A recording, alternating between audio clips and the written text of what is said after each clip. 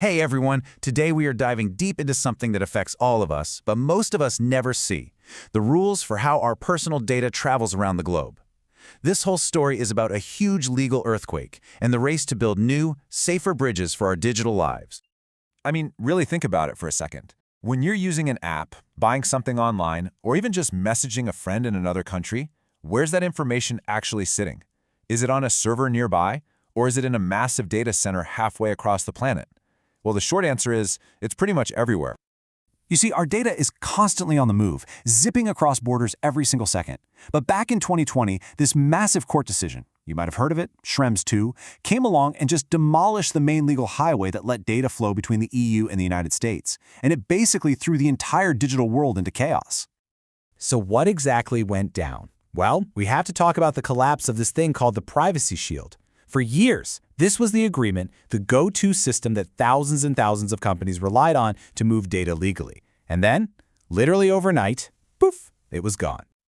So the Schrems II judgment came from the EU's highest court. And what it said basically was that because of US surveillance laws, there was just no way to guarantee that data sent over from Europe would be kept safe to the high standards of the EU. So with one swing of the gavel, the whole framework that thousands of businesses were built on was declared invalid, and that left a huge legal hole. The fallout from this was, immediate and messy. All of a sudden, any company, from the biggest tech giants to a tiny business that just uses a cloud service based in the US, was stuck in this crazy legal limbo. The main data highway was closed for business, and everybody was scrambling to figure out a new way forward. Okay, so how do you rebuild a data highway after it's been blown up?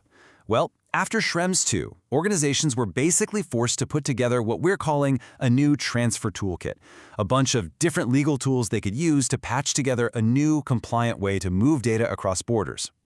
Now, this toolkit has a few key options. You've got things like binding corporate rules, or BCRs, which are mostly for huge multinational companies moving data around internally, and derogations for very specific one-off cases. But the main tool, the one that most organizations are now leaning on, is something called Standard Contractual Clauses, or SCCs. So what are SCCs? They're basically template contracts that have been pre-approved by the European Commission. Companies can just slot these clauses into their own agreements, and it helps ensure that personal data stays protected by EU standards even after it leaves Europe. They've really become the default replacement for the old Privacy Shield. But here's the catch, and it's a big one. This is a quote from Europe's top data protection regulators, and what they're saying is, just because you have a contract, it doesn't give you a free pass. The data transfer itself has to be truly necessary for the service you're providing. You can't just bury it in the fine print and call it a day. And this brings us to the next layer, which is, honestly, even more complicated. The Schrems II ruling made it crystal clear. You can't just sign a contract and cross your fingers. Companies now have a legal duty to actually check if the country they're sending data to can live up to the promises made in that contract. So how do you do that? Well, guidance from groups like the Center for Information Policy Leadership breaks it down into a two-step assessment. First, you look at the transfer itself. What data are you sending? Why are you sending it? But then, step two, you have to dig into the legal landscape of the destination country. And believe me, that second step is the really tricky one. Suddenly, companies have to start thinking like geopolitical analysts. They have to evaluate a country's surveillance laws. Can a company over there actually say no to a government's demand for data? And, this is so important, if something goes wrong, do regular people like you and me have a real way to get justice? So, what happens if your risk assessment finds a problem? What if you realize the laws in that destination country are a real risk to the data? Well, that's when you have to start adding what the regulators call supplementary measures. Think of it as putting extra armor on your data before you send it out. Before we get to that armor, let's just quickly get two terms straight. We've got data in transit. That's data that's actively moving, like an email flying across the internet. And then there's data at rest. That's when it's just sitting there, stored on a hard drive or in the cloud. Protecting it in both of these states is absolutely crucial.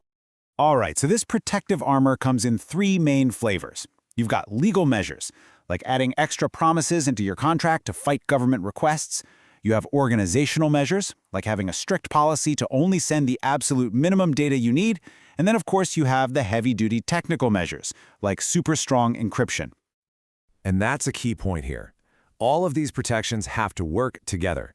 A technical shield like encryption is incredibly powerful, but the regulators have been really clear that it is not a silver bullet. It has to be backed up by solid contracts and smart internal policies to really do its job.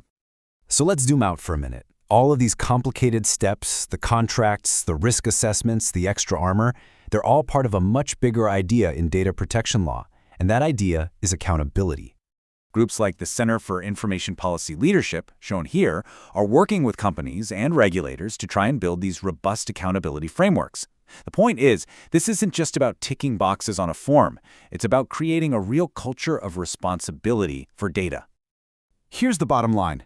The whole point of all this is to make sure that whenever a government agency demands your data from a company, there's a clear, predictable, rights-respecting process for what happens next, no matter where in the world that company or your data happens to be. And a key person in all of this is the Data Protection Officer, or DPO. In many companies, this is a required role. They act as an independent expert inside the organization, and their job is to advise and keep an eye on everything to make sure the company is following all these complicated rules. You can think of them as the internal watchdog for your data rights. And that really is the why behind all of it. All of these corporate headaches, all these technical shields and legal documents, they exist to build a protective barrier. They're there to do one thing: make sure your fundamental right to privacy doesn't just evaporate the second your data crosses a border.